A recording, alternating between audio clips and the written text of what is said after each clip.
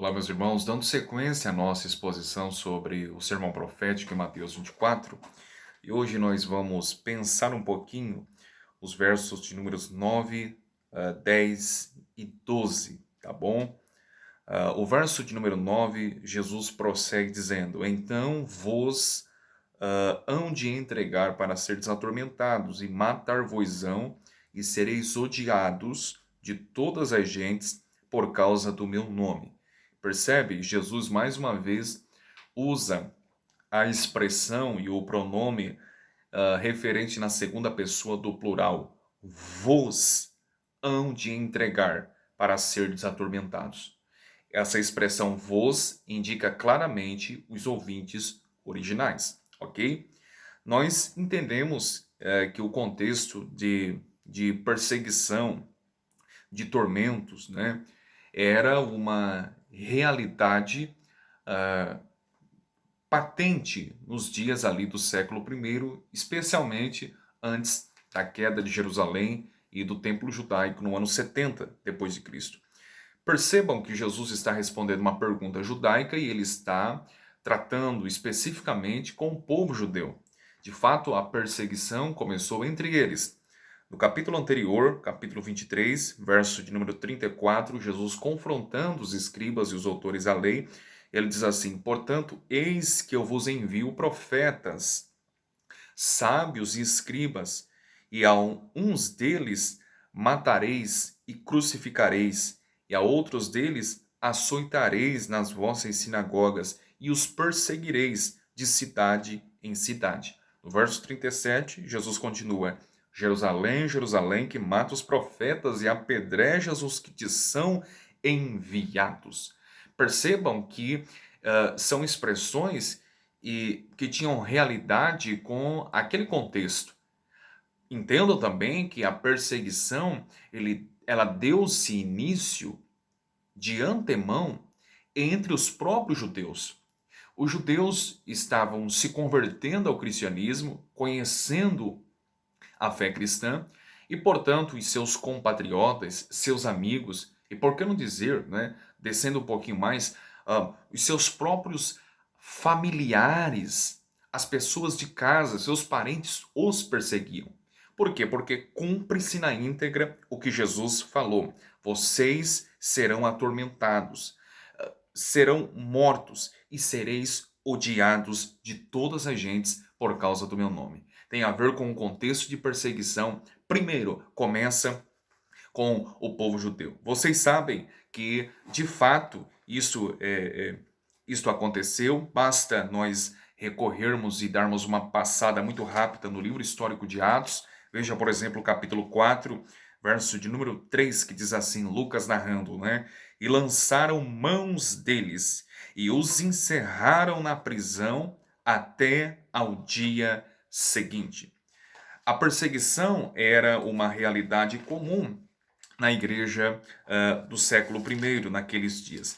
No capítulo 7 do livro de Atos, logo após o martírio de Estevão, né? E de fato ele foi morto.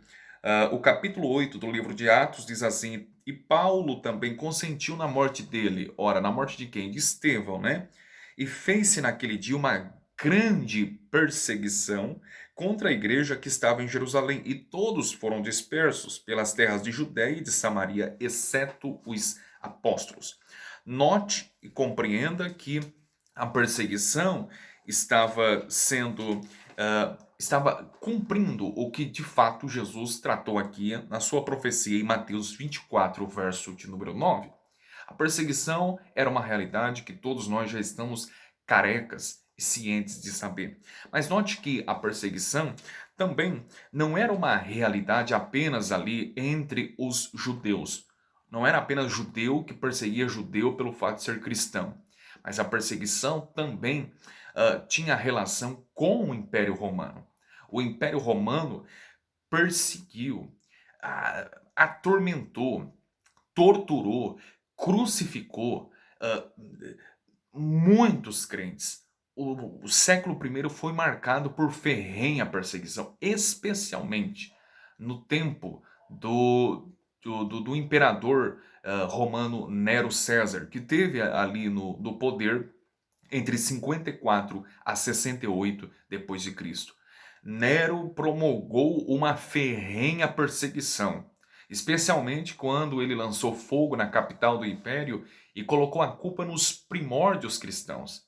Quando ele colocou a culpa nos primórdios cristãos, o povo ficou mais revoltado contra esses crentes e, portanto, uma perseguição ferrenha de Nero foi promulgada a esses crentes, ao ponto dos historiadores chamar isto de a grande perseguição. A perseguição era tamanha entre os crentes, não somente num contexto ali entre judeus, mas também do Império Romano contra eles. O escritor da Carta aos Hebreus, por exemplo, registra que muitos andavam pelos desertos, enfim, vestidos com peles de animais. Eu muitas vezes ficava batendo cabeça o que seria andar vestido de peles de animais, por que eles andavam assim? O historiador romano Tácito informa-nos o seguinte, que os romanos, inclusive Nero, vestia os crentes com peles de animais e logo em seguida colocava os animais, colocavam feras, cães selvagens que perseguiam esses crentes até a morte. Então, eles andavam vestidos de peles de animais porque tinha a ver com a perseguição, com os animais os perseguindo e os torturando até a morte. A perseguição tinha tudo a ver com os crentes do primeiro século. Mas note também os versos seguintes que Jesus disse assim: nesse tempo muitos serão escandalizados e trair-se-ão uns aos outros, e uns aos outros se aborrecerão. Olha o verso de número 12. Não vou comentar o 11 porque eu já comentei no vídeo anterior que tem a ver com os falsos profetas que surgiriam naquele contexto. Olha o verso 12. E por se multiplicar a iniquidade, o amor de muitos esfriará. O fato de se escandalizar, o fato de trair uns aos outros, o fato de aborrecer uns aos outros e o fato de o amor se esfriar em decorrência da multiplicação da iniquidade também tem a ver com aquele contexto anterior à queda de Jerusalém. Vocês sabem, nos escritos de Paulo, não somente de Paulo, mas dos demais apóstolos, grupos heréticos começaram a imiscuir-se na igreja do primeiro século. Na igreja primitiva, como por exemplo, grupos, entre eles os judaizantes. Os judaizantes eram pessoas que saíam do judaísmo, vinham para o cristianismo, mas traziam consigo as normas judaizantes. Queriam judaizar o cristianismo. Haviam três marcas do judaísmo no século I. A primeira seria colocar a circuncisão como condição para a salvação, a segunda seria a observação da dieta religiosa e a terceira seria a observação do calendário judaico. Então eles estavam inserindo esses conceitos entre a igreja. Paulo vai combatê-los, especialmente todo esse conceito de ser salvo por obras na carta aos Romanos, na carta aos Gálatas e assim por diante. Mas não somente os judaizantes eram falsos profetas que ensinavam heresias, mas também os gnósticos, que diziam que a matéria era má e logo Jesus não poderia ser Deus, porque Deus não poderia habitar num corpo humano que é feito de matéria e é má. O apóstolo João, por exemplo, no Evangelho segundo João e nas suas epístolas, ele combate e confronta também o ensino do gnosticismo. De modo que esses grupos, pelo fato de infiltrar-se na igreja, estavam promovendo apostasia, estavam promovendo o esfriamento do amor de muitas pessoas supostamente cristãs, e muitos estavam se escandalizando, traindo-se, se aborrecendo, se esfriando pelo fato desse falso ensinamento, desse ensinamento herético. É por isso que Paulo, em suas cartas, fala sobre pessoas que o desampararam, como por exemplo Demas, que o desamou, amando o presente século. Paulo também fala na sua segunda carta a Timóteo sobre Himeneu e Fileto, que inseriam doutrinas terríveis, que na verdade eram como gangrena ali nas pessoas, nos membros ali daquela igreja. Paulo fala sobre essa questão e Paulo trata sobre apostasia, esse esfriamento, pelo fato de muita gente não conhecer o verdadeiro evangelho e então enveredar-se para outros evangelhos que não eram o evangelho de Cristo. Paulo fala sobre isso e Paulo entende em 1 Coríntios 10, verso de número 11, por exemplo, que aquele era, o seu tempo era o fim.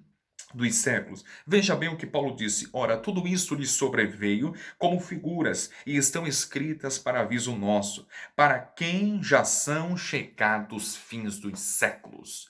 Paulo entendia que o seu tempo era o fim dos séculos. Ora, o fim dos séculos remete à pergunta dos discípulos em Mateus 24, verso de número 3. Quando serão estas coisas? Que sinal haverá da tua vinda e do fim dos séculos?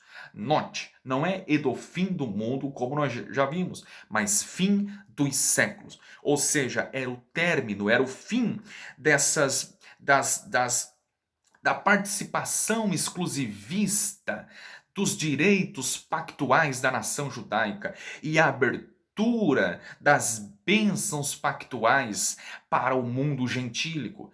Quando Paulo diz fim dos séculos, chegou a voz, ele está querendo dizer o templo será destruído. Jerusalém virá à ruína e um novo tempo, uma nova aliança, um novo pacto, um novo estilo de vida será inaugurado, que é através de Cristo. Uma nova aliança será inaugurada, um novo pacto será inaugurado por meio de Cristo. Estes são o fim dos séculos. Era um contexto de muita perseguição, mas era um contexto de apostasia, era um contexto de multiplicação de iniquidade. Basta fazermos uma leitura normal nos escritos de Paulo, no livro histórico de Atos, enfim. Portanto, é isso que precisamos atentar. No verso de número 13, o apóstolo Paulo, o próprio Jesus declara, melhor dizendo, mas aquele que perseverar até o fim será salvo. Ora, que fim é esse? É o fim dos séculos, que Jesus declarou no verso de número 3, que Paulo confirma em 1 Coríntios 10, verso de número 11. Era o fim de uma era específica, era o término dos direitos dos judeus, somente os judeus nos direitos exclusivistas da salvação. Este seria o fim. E Jesus disse: aquele que perseverar até o fim será salvo. Ele será salvo da destruição de Jerusalém. De fato, isso aconteceu. Muitos crentes foram salvos, como veremos mais adiante, de toda a perseguição e, por que não dizer, da escravidão que viria, que os romanos trariam. Eles, de fato, deveriam de perseverar até o fim e ser salvo daquelas perseguições que culminariam entre eles. Ok? Vamos dar sequência, meus irmãos, vamos dar sequência.